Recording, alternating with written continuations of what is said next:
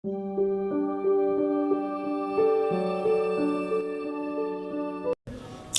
ہم اگر اللہ سے بخشش چاہتے ہیں تو جن لوگوں سے ہم ناراض ہیں ہم انہیں معاف کریں اور اللہ پہ اس کا اجر چھوڑ دیں۔ تو یہ جو بچے آپس میں بعض اوقات کھٹ پٹ ہو جاتی ہے، تو یہ بھی کوئی اگر ایسا مسئلہ ہے کسی بچے کا کسی بچے کے ساتھ، تو وہ بھی جا کے ایک دوسرے سے معافی مانگو، ایک دوسرے کے گلے لگو۔ ایک مدرسے میں نے بیان کیا تو وہ دورے کے طلبہ تھے،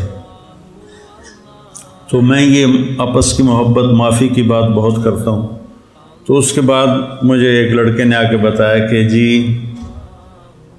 آپ کے بیان کے بعد 2 لڑکوں نے آپس میں صلح کی ہے۔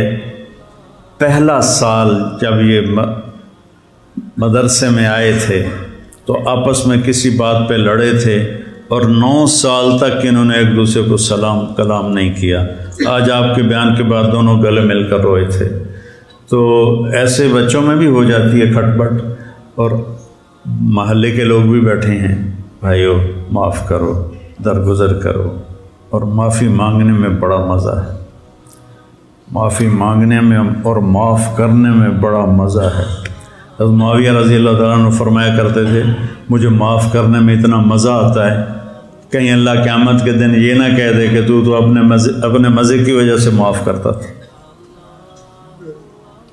تو بھائیو غصہ نکالنے کا مزہ بھی ہوتا ہے پر وقتی ہوتا ہے، اور پی جانے کا اور سہ جانے کا اور درگزر کرنے کا جو مزہ ہے نا وہ مستقل ساتھ رہتا ہے۔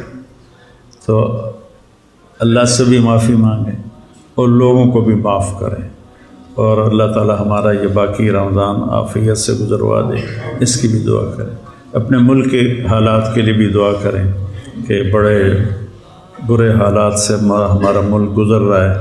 اللہ تعالیٰ اس کی ہر فتنے سے حفاظت فرمائے، ہر شر سے حفاظت فرمائے۔ بڑی قربانیوں کے بعد یہ دیس بنا تھا، تو کہیں یہ دشمنوں کا شکار نہ ہو جائے۔ اللہ تعالیٰ ہم اللہ سے دعا کریں۔ دعاؤں سے جو کام بنتے ہیں نا وہ سازشوں سے نہیں بنتے، تدبیروں سے نہیں بنتے۔